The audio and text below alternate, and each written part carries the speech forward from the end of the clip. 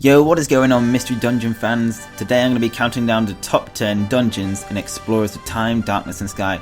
Now, unlike different top 10s, this one is decided by you guys. This is what kind of makes it unique. I set up a straw poll, you guys voted. I think we got over 1,100 votes on this, which is crazy.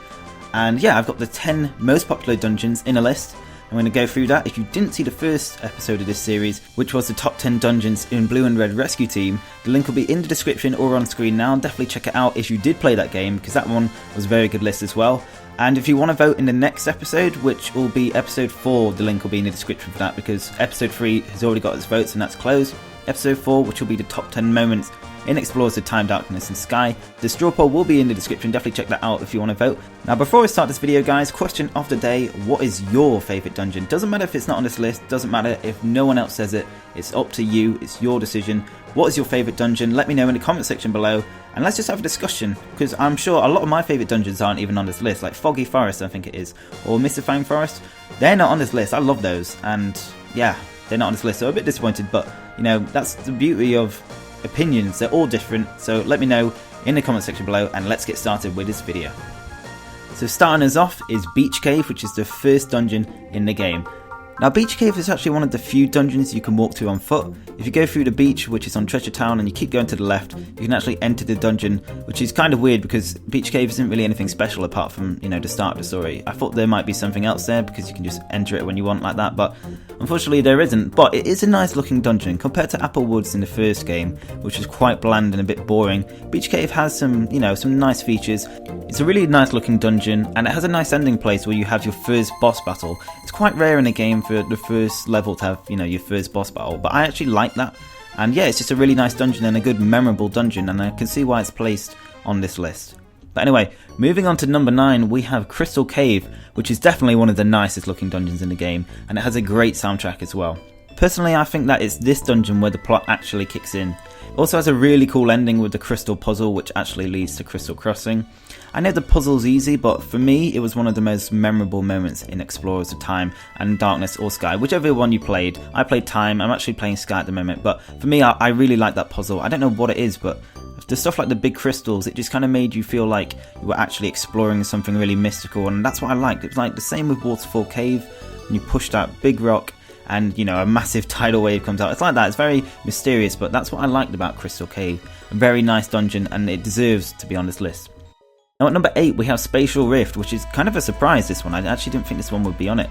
But basically this dungeon, it all took us by surprise, let's be honest. We were sleeping peacefully and then BAM! Palkia turns up uninvited and literally abducts us. Very, very frightening to be honest. I was really scared when I played this as a kid, because Palkia is definitely not a Pokemon you want to mess with.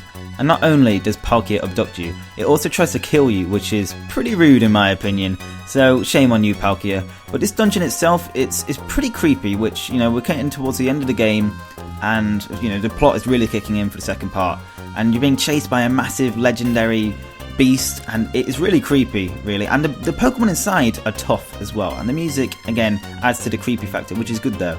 And not only can you like not go back to Treasure Town, which means if you faint you just go back to start and you got to keep grinding. It's a tough dungeon, which is the reason why I'm surprised it's on this list, but I can definitely see why, because it's got a memorable boss fight with Palkia, and we kind of start to find out about Darkrai at the end of this dungeon, which is very interesting. That's when the plot really kicks in for this second part, and it gets very interesting, as I said. But you know, a creepy dungeon, but again I can see why it's on this list. Anyway, moving on to number 7, we have Crystal Crossing. Now, like Crystal Cave, this is also a very nice looking dungeon. It's a bit more simpler in design, it's just a blue and green kind of colours, whereas Crystal Cave kind of went for a few different colours to kind of blend all the crystal colours together. But this one's just blue crystals and a few green ones, and the water's actually green, which is quite nice. It's like Mountain Dew, except I think it's just because there's glowing green crystals in the water, but it's a really nice looking dungeon. Definitely one of my favourites. It's one of the most memorable ones, that's for sure. And yeah, just a simple colour scheme, and personally I prefer Crystal Crossing to Crystal Cave. Like, they're both good, but I think it's just because Crystal Crossing has a very good soundtrack. And it also leads us to a great boss battle with Grovyle in this lake where Azelf lives, and that's literally a place I'd love to go. That lake looks amazing. It's just filled with blue crystals, and it's just one of those mysterious places that you think what could be in there, and that's what I really liked about Explorers. They did really well at capturing these amazing moments, and Crystal Crossing was one of those. But anyway, let's move on to number 6, and that is Ant Plains. Now, Ant Plains is just one of the best dungeons in the whole franchise, no questions asked. The music is fantastic, the dungeon looks good, and it's actually quite difficult, which I like about, some games. I feel like games nowadays aren't as difficult as what they used to be. And since I use Mudkip, because obviously you guys know I love Mudkip, this dungeon was pretty difficult versus all those electric types. Now in Explorers of Sky, the main boss in Ant Plains was the Magnetic tribe, but in Explorers of Time and Darkness, it was the Luxray tribe, which personally was much better. They're just more intimidating, the Luxray tribe, and they just look better. And the fact that it's kind of like a Sinnoh game, using Sinnoh Pokemon was, I like that more. Magnetric's not really too intimidating, and it just looks like a few green mutated dogs running after you. Whereas the Luxray tribe were just more intimidating. They were a darker colour scheme, they blended in, they really seemed, pretty scary at the time. You're surrounded by a whole tribe of them. Whereas, Magnetric and Electrike just didn't do it for me, but that's the only thing I have against Ant Plains, but it's still an amazing dungeon, and definitely deserves to be on this list.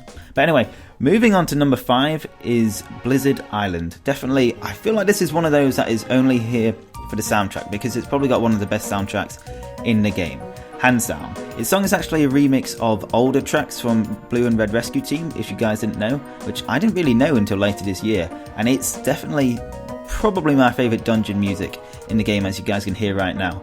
And I think, like I said, the honest reason this dungeon is on this list is because it's just for the music. Because the dungeon's quite forgettable, it's not got anything in particular, it actually just leads on to another dungeon, which is Crevice Cave, so I can see why this dungeon is on this list, definitely, and I do think it deserves to be probably this high just because of the music alone. It's just that good.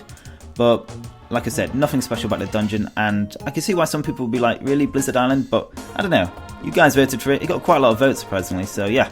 Anyway, moving on to number 4 is Sky Peak Summit Pass. Okay, confession time, I've never played this dungeon because I've only just started playing Sky, as I said. However, from what I've seen, it's a really nice way to end the Shaman kind of arc or story, whatever you want to call it. And the boss battle looks intense, with the Grimers and the Mucks. And, all your hard work pays off, because once you've done it, Sky Peak looks incredible. Like, it was all dirty at first, it's all polluted. Shaman fixes it, and it's just a beautiful, beautiful place. It's like set above the clouds, and it's just a blue sky. It just looks amazing, and it's kind of like near space, because I think you see like a shooting star go by. Looks really, really good anyway, and I can't wait to play it. I think that's one of the reasons why I picked up Explorers of Sky, was to play the Shaman part, and I know a lot of people love Sky Peak, so I just can't wait to play it. But anyway, moving on to number 3 is Dark Crater. This is Darkrai's domain, the real mastermind lurking in the shadows, and it's time to kick his ass. But first you have to get through Dark Crater, and it's a very nice looking dungeon, to be honest, for a final dungeon. It's filled with lava and just black rock, and I was expecting like a really dark dungeon, kind of like how the future was in Explorers, but no, it was like a volcano. It was really cool, and it reminded me of Magma Cavern a bit. And it is actually one of the toughest dungeons though, which is kind of fitting to end the game, and it's definitely got one of the toughest boss fights in the game. A lot of people complain about Dialga, never really found Primal Dialga too hard, but Darkrai was solid, very difficult, and Dark Crater will really test your resolve as a player. And after you've beaten Darkrai, the world will finally be at peace, and like I say, is a really fitting dungeon to end the main story. But anyway, moving on to number 2, one of my personal favourites, Hidden Land. This dungeon was amazing, had such a great way of building tension, and as we knew we were up against it at this point, where our backs were against the wall, everything was against us, we travelled to an unknown and dark, distorted land, filled with tough Pokemon, and a haunting but beautiful soundtrack. That's what I like about Hidden Land, its soundtrack is very good, and the fact that, when you're in the dungeon, you're basically surrounded by shadows, and you don't know where the Pokemon are coming from. That's what I really liked, but disliked about Hidden Land. It was just very scary, to be honest. You were in an unknown area, really tough, but it was just a great looking dungeon, and it leads up to one of the saddest moments in Explorers of Time, Darkness and Sky. It's our final dungeon with Grovyle, and what a great dungeon to end our adventure with. It's one of the best dungeons, as I said. It's just so memorable. I can think back the first time I got there. I think if you can remember your first time in a dungeon, in a certain dungeon, in any mystery dungeon game, then you know it's a great dungeon. Same with Tiny Woods, all those dungeons. It's just great, it's just fantastic. But anyway, moving on to our number 1 choice, we have got Temporal Tower. No surprises there. I think a lot of people saw this coming. Got an amazing soundtrack, and the dungeon leads us to the best boss in the game, and one of the best bosses in gaming history, which is Primal Dialga, as you guys know if you've ever got to it.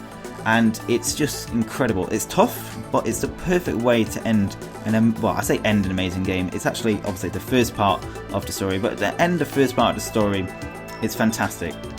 It's great. And to be honest, I remember the first time I versed Primal Dialga, I was literally blown away because I was like, no, there's no way I can verse this, you know, no way I can beat it, and you somehow managed to, and it's one of the best feelings in gaming history when you can beat a tough boss like this. But I don't know, that's what we got, guys. That is the top 10 list that you decided. Also, I'm hoping to get episode 3 out a lot quicker than I did with this episode. I'm really sorry, just a lot of work comes in around Christmas time if you're in education. I'm in my last year of university, so as you can imagine, it's pretty crazy at this moment. So I've got a lot of work to do, and that's why uploads have just kind of not been happening in the last 3 weeks or so. But we've got loads of videos planned. It's just getting this university work done, so just be a bit patient with us and you'll be rewarded. But anyway, guys, hopefully you enjoyed this list. Make sure to vote on episode 4. Link is in the description, as I said. And anyway, guys, I hope you look forward to episode 3, which is the top 10 moments in Blue and Red Rescue Team. As always, guys, have an amazing day, and I will see you in the next video. Peace!